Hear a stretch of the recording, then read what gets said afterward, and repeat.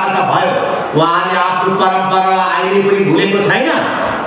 आज जति पनि हामी माझ उपस्थित हुनुहुने जति पनि बुद्धिजीवीहरू हुनुहुन्छ उहाँले पनि हाम्रो आउने भावी पिँढीहरूलाई हाम्रो युवा भाइ बहिनीहरूलाई आफ्नो जातिको परम्परा संस्कृति वेशभूषा भाषालाई संरक्षण गर्ने बाटो देखाउनुपर्छ। यदि तपाईले बाटो देखाउनु भएन, हाम्रो बुढापाकाले उहाँलाई सिकाउनु भएन भनेदेखि उहाँले आफ्नो परम्परा, आफ्नो संस्कृति, आफ्नो वेशभूषा भाषा भुलेर जान्छ।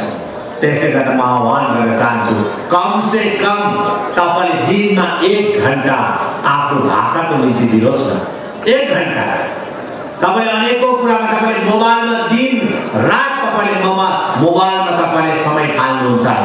अहिलेको युवा भाइ बहिनीले मोबाइलमै हो दिनभरि डालिबस्छ, तर त्यसबाट है तपाईले समय निकालेर 1 घण्टा मात्र तपाईले आफ्नो भाषा सिक्नको निम्ति तपाईले टाइम दिनुहोस्।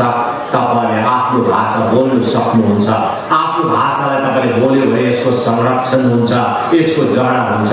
नत्र हो भनेदेखि तपाईको भाषा हामी सबैको भाषा, कसैको कुनै जातिको भाषा तपाई बिलेर जान्छ, मेटेर जान्छ।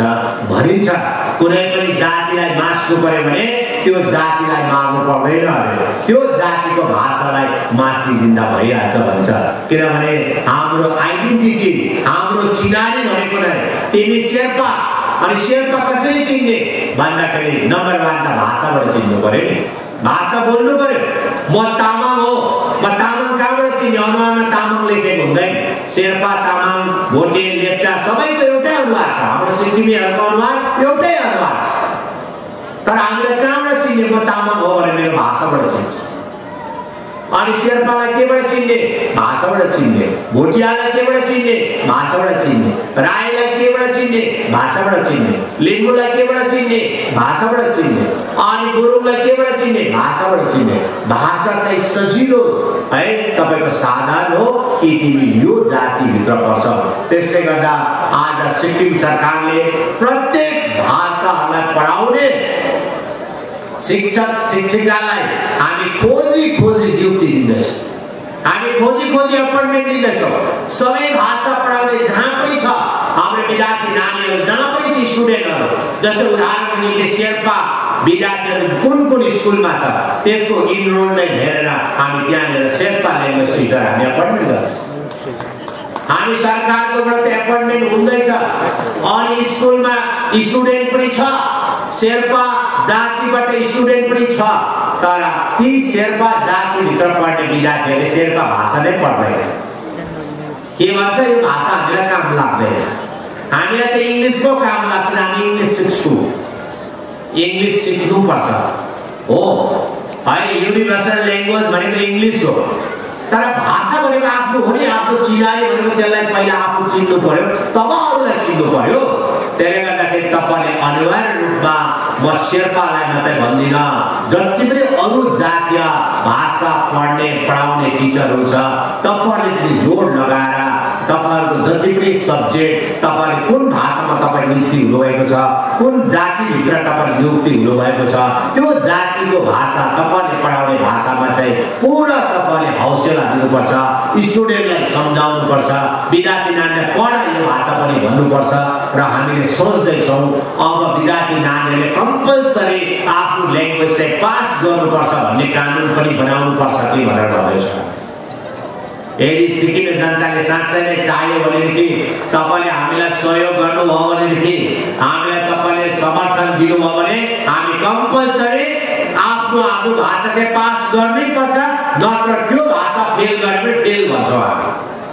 अरू जति नै पड्काऊ, इङ्ग्लिस जति नै पड्काऊ, जति नै जे गर, तर आफ्नो भाषा, तामाङले तामाङ भाषा पास गर्नै पर्यो, शेर्पाले शेर्पा भाषा पास गर्नै पर्यो, राईले राई भाषा पास गर्नै पर्यो, लिम्बूले लिम्बू भाषा पास गर्नै पर्यो, भोटियाले भोटिया भाषा पास गर्नै पर्यो, लेप्चाले लेप्चा भाषा पास गर्नै पर्यो, मगरले मगर भाषा पास गर्नै पर्यो, गुरुङले गुरुङ भाषा पास गर्नै पर्यो। सबै जति नै छ भाषा, नत्र भने सरकारले यत्रो स्कुलमा शिक्षक शिक्षिकाको नियुक्ति गरेको के फाइदा हो त?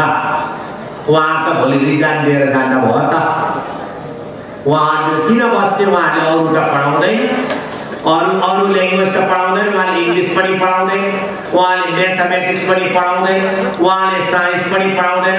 उहाँको काम नै के हो? आफ्नो भाषा पढाउनु, आफ्नो भाषालाई संरक्षण गर भनेर हामीले पठाएको। त्यसले गर्दा अति आदरणीय शेर्पा भाषाका अति आदरणीय शिक्षक शिक्षिकालाई म आह्वान गर्न चाहन्छु, तपाईहरु जुनै पनि स्कुलमा तपाईहरु हुनुहुन्छ, तपाईले जति पनि तपाईहरुको भित्र पर्ने हाम्रो स्टुडेन्टलाई चाहिँ तपाईले पूरा हौसला दिएर इन्करेज गरेर कम्पल्सरीलाई पढाउन लाउने तपाईले काम गरिदिनुहोस् भनेर म आह्वान गर्न चाहन्छु।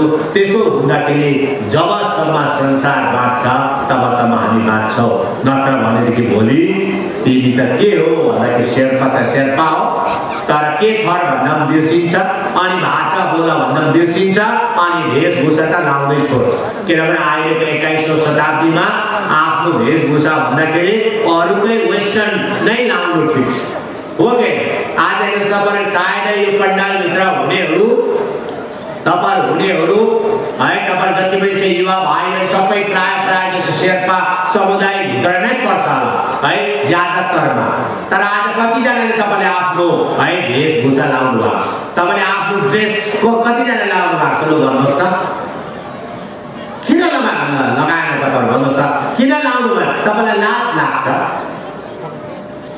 आफ्नो ड्रेस लाउँदा लाज, तर वेस्टर्न कल्चर, वेस्टर्न ड्रेस लाउँदाखेरि है अर्काको देशमा सुरु भएको लाउनु चाहिँ छिटो, अनि तपाईले यहाँ मार्केटमा आएर भने पनि अनलाइन गरेर मगाउनु, अनि कमसे कम मैले अस्तिको भन्दा कमसे कम प्रत्येक जाति पर्वमा आफ्नो पर्वमा त तपाईले लगाऊ।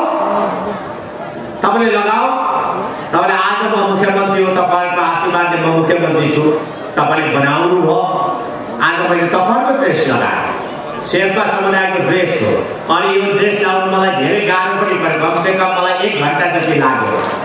लगाए फेरि गयो, होइन यसरी पो लाउँछ होला भन्यो, यस्तो गर्दा होइन मैले भाइलाई भने होइन हौ त्यसरी लगाएर जाऊ भइहाल्यो, उहाँहरूले लगाउनु भनेको मैले लगाएँ, अब मलाई पनि सिकाउनु पर्यो नि। अनि मैले किन लगाएँ? म प्रत्येक जातिहरूको आफ्नो पर्वमा जान म उहाँहरूको नै म बेसी जस्तो वेशभूषा लाउँछु, म ड्रेस लाउँछु, किन मैले लगाएको नै एडभर्टाइजमेन्ट हुन्छ नि, हो कि भन्दा पहले मुख्यमन्त्रीले लाउनुपर्छ भन्ने हुन्छ कि हुँदैन? भन्नुहोस् त, म बक्खु लाउँछु, म गाला लाउँछु, तपाईहरु आज शेर्पा जातिको लगाए, म लेप्चाको लाउँछु, म राईको लाउँछु, लिम्बूको लाउँछु, सबैजनाको लाउँछु, गुरुङको लाउँछु, सबै मैले लगाएको एउटा उदाहरण हुन्छ। म तपाईलाई एउटा हौसला दिनको निम्ति लगाएँ, तर मैले चाहिँ लगाएर आएँ, तर शेर्पा त शेर्पा हो, तर ड्रेसै बिना शेर्पा भएन नि। तपाईँ एटलिस्ट आउने पर्वमा आउने तपाईको ज्ञानको लोसार 2026 मा चाहिँ सबैजनाले लगाएर आउनुहोस् त। तपाईको 2-4 जना भाइ बहिनीहरू, हाम्रो बेरोजगारी भाइ बहिनीहरू, शेर्पा भाइ बहिनीहरूको व्यवसाय पनि चल्छ, दोकान ट्रेडिसनल ड्रेसको दोकान चल्छ, हो के भन्नुहोस् त? त्यसैले यसमा चाहिँ हामीले सबै जातिहरू मिलेर आफ्नो वेशभूषा परम्परा संस्कृतिलाई संरक्षण गर्यो भने सिक्किमे परम्परा संस्कृति संरक्षण हुन्छ, सिक्किमे हाम्रो भाषा संरक्षण हुन्छ भन्ने जोड चाहिँ आज सिक्किम सरकारले गरेको छ। र हामीले भनेका छौँ कि स्कुलमा एजुकेसन डिपार्टमेन्टले नोटिफिकेसन पनि निकालेका छौँ, हामीले निकालिसकेका छौँ कि 1 हप्तामा एकपल्ट सबैले आफ्नो वेशभूषा लगाऊ है, आफ्नो ड्रेसहरू लगाऊ है भनेर हामीले नोटिफिकेसन निकालेका